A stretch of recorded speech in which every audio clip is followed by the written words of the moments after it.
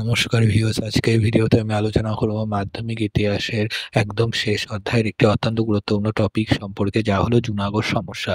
এই ভিডিওটি শুধুমাত্র মাধ্যমিক নয়, মাধ্যমিক সহ আমাদের পশ্চিমবঙ্গ সরকারের ডাব্লিউবি টেট এবং সেন্ট্রাল গভর্নমেন্টের সি টেট সহ আমাদের পশ্চিমবঙ্গ সরকার একটি পরীক্ষা ডাব্লিউবিসিএস বা ডাব্লিউবিএসএসসি সহ যে কোনো সরকারি চাকরির পরীক্ষার জন্য এই ভিডিওটি হেল্পফুল। তো আর এই ভিডিওটি দেখলে তোমাদের কনসেপ্টটি ক্লিয়ার হয়ে যাবে। ঠিক আছে, দেখে নাও পরীক্ষার প্রশ্নটি কিভাবে আসতে পারে। ঠিক আছে,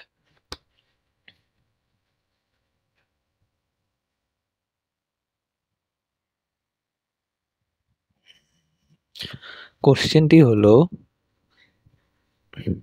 হুম, প্রশ্নটি আসতে পারে জুনাগড় সমস্যা সম্পর্কে আলোচনা করো। ঠিক আছে, বা অন্যভাবে যদি জুনাগড় সমস্যা সম্পর্কে টিকা লেখাও দিতে পারে। ঠিক আছে, ওটা তোমরা বুঝেই যাবে। টিকা লেখো, অথবা এই কোশ্চেনটা অন্যভাবে আরেকভাবে দিতে পারে, দেশীয় রাজ্য জুনাগড় কিভাবে ভারতের সাথে যুক্ত হয়। ঠিক আছে, এখন তোমরা ডাইরেক্ট উত্তরটি লিখে নাও, আর উত্তরটি অবশ্যই খাতা মধ্যে নোট করে নিবে। ঠিক আছে, কনসেপ্টটি বোঝার পরে। আর যারা মাধ্যমিক ছাড়া অন্যান্য যে কোনো স্ট্রিম, যেরকম আমি যে বললাম WBCS, C TET, WB TET, central গভর্নমেন্টের যে কোনো পরীক্ষার জন্য কনসেপ্ট ক্লিয়ার জন্য করছেন, তাহলে আপনারা কি করেন, একমাত্র শুধুমাত্র ভিডিওতে দেখলে যথেষ্ট। আর মাধ্যমিকে যারা দেখছো তারা কি নোটটি খাতার মধ্যে তুলে নিবে। এখন উত্তরটি দেখে নাও। কি, জুনাগড় সমস্যা বা দেশীয় রাজ্য জুনাগড়ের ভারতের সাথে যুক্ত হওয়ার ঘটনাটি ভারতবর্ষের স্বাধীনতার পরপরই সংঘটিত এক গুরুত্বপূর্ণ ঘটনা। মানে 1947 সালে 15 আগস্ট যখনই ভারত স্বাধীন হয়, তারপরে ভারতের গণ্যমান্য ব্যক্তিরা কি করে, এই দেশীয় রাজ্য 563টার মতন প্রায় যে দেশীয় রাজ্য ছিল, এই দেশীয় রাজ্যগুলোকে ভারতের সাথে যুক্ত করার জন্য খুব প্রয়াস হয়। তার মধ্যে অন্যতম ভূমিকা পালন করেছিলেন কে, সর্দার বল্লভভাই প্যাটেল। এখন তিনি বেশিরভাগ রাজ্যকেই, দেশীয় রাজ্যকে ভারতের সাথে যুক্ত করে নিলেও, যেমন আমাদের পশ্চিমবঙ্গের অন্তর্গত একটি দেশীয় রাজ্য কি ছিল, কুচবিহার। ঠিক আছে, আমিও এই ডিস্ট্রিক্ট থেকে বিলং করি। ঠিক আছে, এই রাজ্যটিকেও কি করছে, তিনি ভারতভুক্ত করে দিয়েছেন এবং অবশেষে পশ্চিমবঙ্গ রাজ্যের সাথে যুক্ত হয়ে যায় এটা। কিন্তু এরকম 563টা দেশীয় রাজ্যের মধ্যে শেষ পর্যন্ত 3টা দেশের রাজ্য, যেমন হায়দ্রাবাদ, জুনাগড় ও কাশ্মীর, এরা ভারতের সাথে যুক্ত হতে অনেক আপত্তি প্রকাশ করে। কিন্তু সবশেষে কি ইনস্ট্রুমেন্ট অফ আকসেশন দ্বারা এই 3টা দেশীয় রাজ্য ভারতের সাথে কি যুক্ত হয়। তার মধ্যে একটি দেশীয় রাজ্য ছিল কি, জুনাগড়। ঠিক আছে, পরের লাইন কি, এটি ভারতীয় ঐক্য ও ভৌগোলিক অখণ্ডতা রক্ষার ইতিহাসে একটি দৃষ্টান্ত হয়ে আছে। মানে এটি কি ভারতের ঐক্য, ভৌগোলিক অখণ্ড, মানে কিভাবে এটা যুক্ত হইলো, এটা যুক্ত হওয়ার পিছনে অনেক কাহিনী আছে। এটা ভারতীয় ভৌগোলিক এবং ঐক্যের ইতিহাসে একটি দৃষ্টান্ত হয়ে আছে, যা নিচে বিস্তারিত আলোচনা করা হলো। নিচে পয়েন্ট মেনশন করবে কি, জুনাগড় রাজ্যের শাসক ও পটভূমি। হুম, কি, জুনাগড় ছিল পশ্চিম ভারতের কাথিয়াবাড় উপদ্বীপে অবস্থিত একটি দেশী রাজ্য। তাহলে জুনাগড়ের অবস্থানটা কোথায় পরীক্ষায় আসতে পারে, কি, জুনাগড় হলো পশ্চিম ভারতে, বর্তমানে যেখানে গুজরাটে আছে। ঠিক আছে, এই গুজরাট রাজ্যের অন্তর্গতই কি ছিল, কি, আমাদের এই জুনাগড় দেশীয় রাজ্যটা। এই জন্য বলছে পশ্চিম ভারতে কাথিয়াবাড় উপদ্বীপ, তোমরা ভূগোলে পড়ে থাকবে কাথিয়াবাড় উপদ্বীপটা কোথায় আছে, গুজরাট রাজ্য সংলগ্ন অবস্থায় আছে। এই জায়গাটাই কি ছিল, এই দেশীয় রাজ্যটা অবস্থিত ছিল, জুনাগড় নামক। এই জুনাগড়ের শাসক কে ছিলেন পরীক্ষায় আসতে পারে, নবাব মহাবত খানজি তৃতীয়, বা ইংরাজিতে মেনশন করলেন নবাব মহাবত খানজি থ্রি। ঠিক আছে, ঠিক আছে। আর তার যদি পুরো নাম আসে, পুরো নামটা কি হবে, মহাবত খানজি রাসুল খানজি। ঠিক আছে, আর তারপরে পরে পয়েন্ট, তিনি মুসলিম শাসক হলেন। তাহলে কি, নবাব মহাবত খানজি তৃতীয় কি ছিলেন, একজন মুসলিম শাসক ছিলেন। কিন্তু তিনি মুসলিম হলেও কি, এইখানকার যে প্রজারা ছিল, এই প্রজারাই বেশিরভাগই কি ছিল, হিন্দু। প্রায় 85% বা 90%ই ধরতে পারো। ঠিক আছে, 90% জনগণই ছিল হিন্দু। এখন তিনি কি চাবে, ভারতের সাথে যুক্ত হতে নাকি পাকিস্তানের? অবশ্যই পাকিস্তানের সাথে যুক্ত হতে যাবে, কিন্তু সেখানকার মানুষ কি ছিল, হিন্দু। তারা তো আর পাকিস্তানের সাথে যুক্ত হতে যাবে না।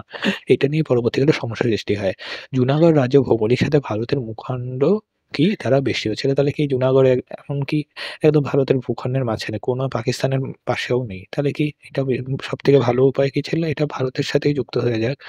আবার আরব সাগর ছিল এর একমাত্র বহিরামুখী পথ, মানে একমাত্র এটি বের হওয়ার পথ কি ছিল, আরব সাগর।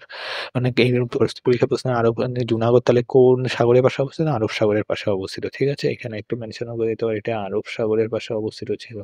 অবস্থান যদি জিজ্ঞাসা করে, পশ্চিম ভারতের কাথিয়াবাড় উপদ্বীপে ছিল এবং এটি আরব সাগরের নিকটবর্তী অঞ্চলে অবস্থিত ছিল। পাকিস্তানের সাথে এর কোনো স্থল সীমান্ত ছিল না। ঠিক আছে, তোমরা অবস্থানটা দেখে নাও। আমি এখানে ম্যাপের মধ্যে জুনাগড়ের অবস্থানটা মেনশন করে এই যে তোমরা এখানে টোটাল যে ম্যাপটা দেখতেছো এখন যে গুজরাট, এই গুজরাটের এই জায়গাটা কি ছিল? এই জুনাগড়। এই যে পয়েন্ট করা আছে না গ্রিন করে, এই গ্রিন এরিয়াটাতেই কি ছিল? জুনাগড় দেশের রাজ্যটা। ঠিক আছে? যা এই যে এখানে দেখতেছো পাশে কি আরব সাগরের যে আশেপাশে। ঠিক আছে? এটা জুনাগড়। ঠিক আছে? Junagadh princely state. Princely state. এখন পরে পয়েন্ট কি মেনশন করবে? স্বাধীনতার পর কি সমস্যা দেখা যায়? ভারত স্বাধীন হওয়ার পরে দেশীয় রাজ্যগুলোকে ভারত ও পাকিস্তানের সাথে যোগ দেওয়ার সুযোগ দেওয়া, আমি যেটা মাত্র বললাম। কিন্তু জুনাগড়ের নবাব ১ম এ সিদ্ধান্ত নিতে দেরি করে ফেলেন। কিন্তু ১৫ই আগস্ট ১৯৪৭ এ কিছু পরে পাকিস্তানের সাথে যোগ দেওয়ার ঘোষণা করেন। তাহলে তিনি কি করেন? তিনি ভেবেছেন তিনি তো মুসলিম শাসক। সেইজন্য তিনি পাকিস্তানের সাথে যোগ দেওয়ার কথা ঘোষণা করে। কবে? ১৫ই আগস্ট ১৯৪৭। কিন্তু সেখানকার জনগণরা তো চাবে না সেখানে যোগ দিতে। কারণ সেখানকার জনগণরা ছিল হিন্দু। নবাবের সিদ্ধান্ত কি ছিল? নবাবের এই সিদ্ধান্ত ছিল ভৌগোলিকভাবে অবাস্তব। কারণ পাকিস্তানের সাথে কোনো সহজেই যোগাযোগ নেই। এই যে পাকিস্তানের সাথে যোগ দেওয়ার কথা বলতেছে, তাহলে পাকিস্তানের সাথে তো একটা যাওয়ার কোনো স্থল সীমান্ত লাগবে। এখানে তো কোনো যাওয়ার কোনো রাস্তাই নেই। এই জায়গাটাও এটাও গুজরাট বর্তমান। ঠিক আছে? গুজরাট। তাহলে এই পুরাটা যে এই যে ইয়েলো কালারে দেখতেছো, আবছা আবছা একটু ইয়েলো, এইটা পুরাটা গুজরাট। আর এই গুজরাটের এই জায়গাটা আছে হলো কি প্রিন্সলি সেট জুনাগড়। তাহলে কি এখান থেকে তো এই যে পাকিস্তান এই জায়গাটা, ঠিক আছে? আমি মেনশন করে দিচ্ছি পাকিস্তান। তাহলে এখান থেকে তো এখানে যাওয়ার কোনো রাস্তা নাই। ঠিক আছে? রাস্তা আছে? রাস্তা নাই। তাহলে পাকিস্তানের সাথে যোগ দিবে তখন তাহলে কোন ভারতের উপর থেকে তো যেতে পারবে না। তাহলে যাওয়ার কোনো রাস্তাও নেই। এইজন্য বলছে ভৌগোলিকভাবে অবাস্তব ছিল। তাহলে কিভাবে তিনি যোগ দেওয়ার কথা ভাবলেন? তারপরে দেখে নাও। তারপরে প্রজাদের সংখ্যাগরিষ্ঠ মতামতের বিরুদ্ধে। প্রজাদের সংখ্যাগরিষ্ঠ মানে কি? প্রজারা তো বেশিরভাগই হিন্দু ছিল। 80 to 90% বা 80 to 85% হিন্দু ছিল। তাহলে সেখানকার রাজারা কি রাজা মহম্মদ খান যে কিভাবে পাকিস্তানের সাথে যোগ দেওয়ার কথা ভাবলেন? কারণ সেখানে জনগণ তো পাকিস্তানে যদি যুক্ত হয়ে যায় তাহলে পাকিস্তানের গিয়ে তাদের খুব সমস্যার সৃষ্টি হবে। এইজন্য সকল প্রজারা কি হয়েছে? তার বিরোধিতা করেছিল। এই যে ইনি হলেন কি? সেই রাজা। ঠিক আছে? ছবিটা দেখে না? ছবি অত ইম্পোর্টেন্ট না, আমি একটু মেনশন করার জন্য রেখেছি। অসন্তোষ ও বিদ্রোহ, যেটাই বললাম প্রজারা অসন্তোষ শুরু করে। নবাবের সিদ্ধান্তে জুনাগড়ে হিন্দু সংখ্যাগরিষ্ঠ মানে হিন্দু সংখ্যা মেজরিটি অফ হিন্দু পার্সন প্রজারা প্রজায় বিদ্রোহ শুরু করে। শহর ও গ্রামে ভারত মুক্তির দাবিতে আন্দোলন হয়ে যায়। ঠিক আছে? অর্থনৈতিক সংকট, রাজনৈতিক অস্থিরতা, প্রশাসনিক ভেঙে পড়া অবস্থা সৃষ্টি হয়ে যায়। মানে একদম সরকার ভেঙে পড়ার পথে। তখন তো সরকার বলতে কিছু না, রাজাই ছিলেন। মানে রাজার ভেঙে পড়ার পক্ষে, রাজার সরকার ভেঙে পড়ার পথে ছিল। ভারতের ভূমিকা, এখন ভারত কি করে? ভারত তো চাবে না সেটা পাকিস্তানের সাথে যোগ দেয়। আবার ভারত বেশি প্রেশারও দিতে পারবে না। কারণ ভারত আমাদের ২ দেশে পাকিস্তান ও ভারত ২ দেশই বলে যে দেশীয় রাজ্যগুলা যেকোনো দেশের সাথে যুক্ত হতে পারবে। তাদের এই স্বাধীনতা আছে। এখন জুনাগড়ের রাজা কি একটা অবাস্তবভাবে সিদ্ধান্ত নিয়েছে পাকিস্তানের সাথে ভারত বেশি প্রেশারও করতে কিন্তু ভারত কি করেছিল? তা পরবর্তীকালে তাকে আহ্বান জানিয়েছিল কি মানে একটা নিমন্ত্রণ পত্র পাঠিয়েছিল ভারতের সাথে যুক্ত হওয়ার। কি করে দেখো? ভারত সরকার ১ম এ কূটনৈতিকভাবে নবাবকে ভারতমুক্ত হওয়ার যে আহ্বান জানায়, আমি বললাম আগে একটা ডাক দেয়। নবাব পাকিস্তানের পাশে থাকার চেষ্টা করেন। নবাব তাও ভাবেন পাকিস্তানের সাথে কিন্তু শাসন বজায় রাখতে ব্যর্থ হয়ে যায়। এই যে তিনি চেয়েছিলেন পাকিস্তানের সাথে যুক্ত হবেন কিন্তু শাসন বজায় থাকে না, জনগণ বিদ্রোহ শুরু করে দেয়।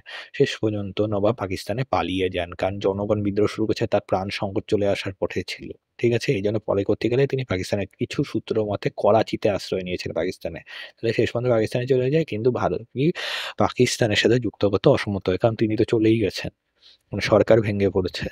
প্রশাসনের দায়িত্ব, এখন প্রশাসনের দায়িত্ব কেন? প্রশাসনের দায়িত্ব নবাবের দেওয়ান মন্ত্রী শাহ নবাব ভুট্টোর উপর পড়ে। পরীক্ষায় এটা আসতে পারে কিন্তু নবাব আ কি পালিয়ে যাওয়ার পরে কি জুনাগড়ের প্রশাসনের দায়িত্ব কে সামলিয়েছেন? কি হবে? নবাবের দেওয়ান বা দেওয়ান কথা থেকে মন্ত্রী, কি নাম? শাহ নবাজ ভুট্টো। শর্ট কোয়েশ্চেন আসতে পারে এটা। ঠিক আছে? Very, very important.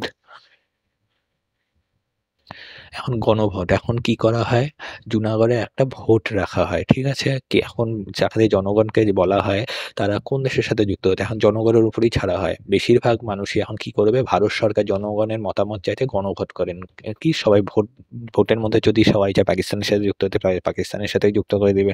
আর ভোটের মধ্যে দেখা যায় যদি মেজরিটি অফ পার্সন কি করছে? ভারতের সাথে যুক্ত হওয়ার পথে মত দিচ্ছে, তাহলে কি ভারত সরকার তাহলে এই প্রিন্সলি স্টেট জুনাগড়টাকে ভারতের সাথে যুক্ত করে দিবে। ঠিক আছে?